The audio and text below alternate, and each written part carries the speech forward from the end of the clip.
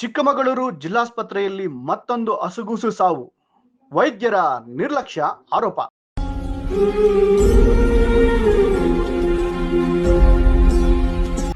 ಸರ್ಕಾರಿ ಆಸ್ಪತ್ರೆಯಲ್ಲಿ 2.5 ತಿಂಗಳ ಹೆಣ್ಣು ಮಗು ಸಾವು. ವೈದ್ಯರ ಮತ್ತು ಸಿಬ್ಬಂದಿ ವಿರುದ್ಧ ಪೋಷಕರ ಆಕ್ರೋಶ.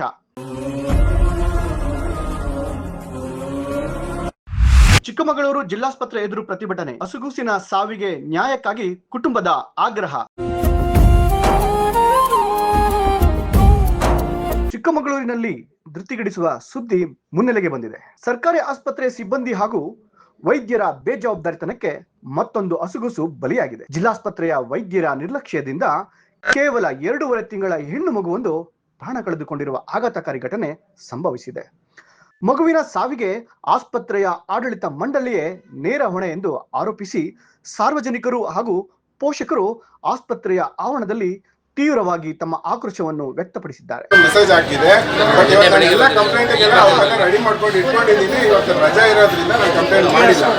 ಬೇಕಾದ್ರೆ ನಿಮ್ಮ ಮೊಬೈಲ್ ತೋರಿಸ್ತೀನಿ. ಯಾಕೆ ಉದ್ದೇಶ ಏನು ಅಂತ ಹೇಳಿದ್ರೆ, ಇವರು ನಿಮಗೆ ಫೋನ್ ಮಾಡಿ ಸರ್ ನಾನು ಹೇಳಿದೆ ಈ ಥರ ಸರ್ ರೆಸ್ಪಾನ್ಸ್ ಇಲ್ಲ. ಟೋಟಲ್ ಆಗಿ ಇವ್ರಿಗೆ ಏನು ಹೇಳ್ತಾರೆ ಗೊತ್ತಾ ಸರ್, ನಿಮ್ದೊಂದೇ ಮಗು ಅಲ್ಲ, ನನಗೆ 20 ಮಕ್ಕಳಿದ್ದಾವೆ, ನನಗೆ ಇದೊಂದೇ ಮಗು ಅಲ್ಲ ಅಂತ ಹೇಳ್ತಾರೆ ಇವರು. ಹಂಗಾದ್ರೆ ನಿಮ್ಗೆ 20 ಮಕ್ಳು ಇದ್ಮೇಲೆ ನಿಮ್ಗೆ ಆಗಲ್ಲ ಅಂತ ಬರ್ದು ಕಳಿಸ್ಬಿಡಿ, ನಾವು ಇಲ್ಲಿ ಫೋರ್ಸ್ ಮಾಡಲ್ಲ ಸರ್. ನಿಮಗೆ 20 ಮಕ್ಕಳಿದಾರಂತೆ. ನಿನ್ನೆ ಏನಂತಾರೆ DHಗೆ ಫೋನ್ ಅಲ್ಲ, ನಿಮಗೆ ಯಾರಿಗೆ DSಗೆ ಫೋನ್ ಮಾಡೋಕ್ಕಾಗುತ್ತೆ ರೀ. ನಾನೇನು ಒಂದು ನಿಮಿಷ. ಆಸ್ಪತ್ರೆಯ ವೈದ್ಯರು ಹಾಗೂ ಕರ್ತವ್ಯದಲ್ಲಿದ್ದ ಸಿಬ್ಬಂದಿ ಸಮಯಕ್ಕೆ ಸರಿಯಾಗಿ ಸ್ಪಂದಿಸದೆ ಚಿಕಿತ್ಸೆ ನೀಡುವಲ್ಲಿ ತೀವ್ರ ನಿರ್ಲಕ್ಷ್ಯ ವಹಿಸಿದ್ದಾರೆ ಎಂದು ಪೋಷಕರು ಕಣ್ಣೀರು ಹಾಕುತ್ತಿದ್ದಾರೆ. ಮಧ್ಯಾಹ್ನ ಬಂದಿದ್ದೆ ಮೇಡಮ್, ನಿಮಗೆ ಇನ್ಸಿಡೆನ್ಸ್ ಗೊತ್ತಿಲ್ಲ. ಇನ್ಸಿಡೆನ್ಸ್ ನೀವು ಮೇಡಮ್ ನೀವು ಸೈಡಲ್ಲಿ ನಾನು ಮಾತಾಡಿಲ್ಲ. ಹರ್ಟ್ ಆಗಿರೋದು ಇದಕ್ಕೆ ಬೇರೆ ಏನಿಲ್ಲ. ಇವರು ನೆಗ್ಲಿಜೆನ್ಸಿನೇ ಈ ಒಂದು ಘಟನೆ ಕಾರಣ. ನಿಮಗೆ ಫೋನ್ ಮಾಡಿದ್ರೆ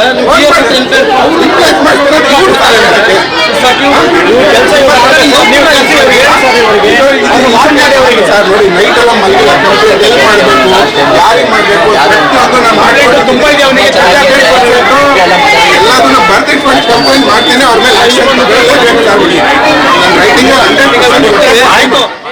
ಚಿಕ್ಕಮಗಳೂರು ತಾಲೂಕಿನ ಕನನಾಯಕನಹಳ್ಳಿ ಗ್ರಾಮದ ನಿವಾಸಿಗಳಾದ ರವೀಶ್ ಹಾಗೂ ತೇಜಸ್ವಿನಿ ದಂಪತಿಯ 2.5 ತಿಂಗಳ ಹೆಣ್ಣು ಮಗು ಸಾವನ್ನಪ್ಪಿದ ದುರ್ದೈವಿ. ಮಗುವಿಗೆ ಅನಾರೋಗ್ಯ ಕಾಣಿಸಿಕೊಂಡ ಹಿನ್ನೆಲೆಯಲ್ಲಿ ಪೋಷಕರು ಹೆಚ್ಚಿನ ಚಿಕಿತ್ಸೆಗಾಗಿ ಚಿಕ್ಕಮಗಳೂರು ಜಿಲ್ಲಾಸ್ಪತ್ರೆಗೆ ದಾಖಲಿಸಿದ್ದರು. ನರ್ಸಿಗೆ ಇದೆಲ್ಲ ಇಂಜೆಕ್ಷನ್ ಇದೆಲ್ಲ ಹೇಳಿ ಹೋದ್ರು. ಆಮೇಲೆ ಬಂದಿರಲಿಲ್ಲ ಜ್ವರ, ಮತ್ತೆ ಸಂಜೆ ಬಂದರು. ಆಮೇಲೆ ಫೀಡ್ ಮಾಡಿಸ್ಕೊಂಡು ಅಂತ ಫೀಡ್ ಮಾಡಿಸ್ಕೊಂಡು ಪ್ಲೀಸ್ ಅಂತೇಳಿ ನಾ ಅಷ್ಟೊಳಗೆ ಹೋಗಿ ಬರೋದ್ರೊಳಗೆ ಸರ್ ಹೋಗಿದ್ರು. ಆಮೇಲೆ ಫೀಡ್ ಮಾಡಿಸ್ಕೊಂಡು ಹೋದ್ರು. ಫೀಡ್ ಮಾಡಿಸ್ದೆ, ಹುಡುಗರು ತೇಗ್ಸಿದೆ, ಆರಾಮಾಗಿದ್ರು. ಫೀಡ್ ಮಾಡಿಸ್ಬೋದು, ಕುಸ್ತಿಗೆ ಫೀಡ್ ಮಾಡಿಸಿ ಅಂತ.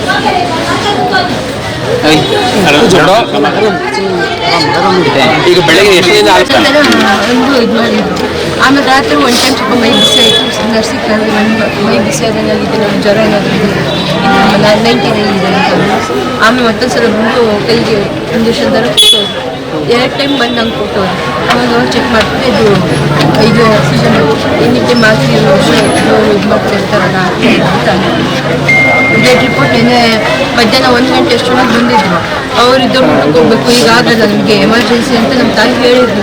2 ಮಂತ್ಸ್ ಎಮರ್ಜೆನ್ಸಿ ಅಂದರೆ ಈಗ ಆಗಲ್ಲ, ನನಗೆ 2.5 ಮೇಲೆ ಬನ್ನಿ ನೀವು ಅಂತ ಹೇಳಿ ಬಿರಿಫ್ಲೈಗೆ ಮತ್ತು ಬ್ಲಡ್ ಚೆಕಪ್ಗೆ 2.5 ಮೇಲೆ ಬನ್ನಿ.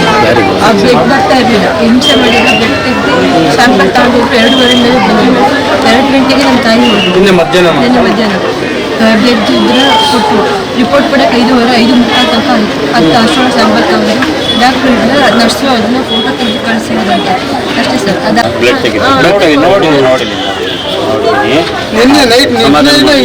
ಚೆನ್ನಾಗಿತ್ತು ಸರ್. ಆರಾಮಾಗಿದ್ದ. ನಾನು ಹೆಂಗೆ ಹೇಳಿ ಸರ್, ಈಗ ಬೆಳಗ್ಗೆ 1 ಗಂಟೆಗೆ ಹೋಗಿದ್ದಾರೆ ಮೇಡಮ್. ಎಮರ್ಜೆನ್ಸಿ 2 ಮಂತ್ಸ್ ಅಡ್ಮಿಟ್ ಆಗಿರೋದು. ಎಮರ್ಜೆನ್ಸಿ ಒಂದು ಯಾರು ಕೂಡ ಬೇಕು ಅಂತ ಬರಲ್ಲ. ಎಮರ್ಜೆನ್ಸಿನಲ್ಲಿ ಹೋಗಿದ್ದಾರೆ ಸರ್, ಬೇಗ ಮಾಡ್ಕೊಳ್ಳಿ ಅಂತ ಕೇಳಿದ್ರು. ಫೋನ್ ಮಾಡಿದ್ದಾರೆ, ಯಾರಾದ್ರೂ ಬೇಕು ಅಂತ ಮಾಡ್ತಾರೆ. ಅಕಸ್ಮಾತ್ ನೆನ್ನೆನೇ ಅಂತ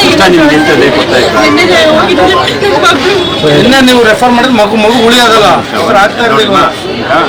ನನಗೆ ತುಂಬಾ ಬೇಜಾರಾಗಿದೆ. ಮಗುವಿನ ಸಾವಿನ ಸುದ್ದಿ ತಿಳಿಯುತ್ತಿದ್ದಂತೆ ಪೋಷಕರು ಮತ್ತು ಸಂಬಂಧಿಕರ ಆಕ್ರೋಶ ಮುಗಿಲು ಮುಟ್ಟಿದೆ. ಆಸ್ಪತ್ರೆಯ ಬೇಜವಾಬ್ದಾರಿತನವೇ ಮಗುವಿನ ಸಾವಿಗೆ ಕಾರಣ ಎಂದು ಕಿಡಿಕಾರಿದ್ದಾರೆ.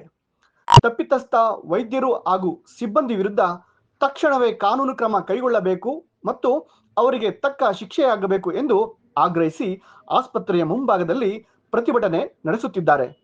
ಸದ್ಯ ಮುಂಜಾಗ್ರತಾ ಕ್ರಮವಾಗಿ ಸ್ಥಳದಲ್ಲಿ ಬಿಗಿ ವಾತಾವರಣ ನಿರ್ಮಾಣವಾಗಿದೆ. ನಿನ್ನೆ ಬೆಳಿಗ್ಗೆ ಒಂದು ಪಾಪುಗೆ ಜ್ವರ ಬಂದಿತ್ತು ಅಂತೇಳಿ ಅಡ್ಮಿಟ್ ಮಾಡ್ತಾರೆ. ಸುಮಾರು 7 ರಿಂದ 8 ಗಂಟೆ ಸಮಯಕ್ಕೆ ಅಡ್ಮಿಟ್ ಮಾಡ್ತಾರೆ. ಆ ನಂತರ ಡಾಕ್ಟ್ರು ಒಂದು 9:15 ಬಂದು ಡಾಕ್ಟ್ರು ನೋಡ್ತಾರೆ. ಫಸ್ಟ್ ಏಡ್ ಮಾಡ್ತಾರೆ, ಡಾಕ್ಟ್ರು ಕೂಡ ಫಸ್ಟ್ ಏಡ್ ಮಾಡ್ತಾರೆ.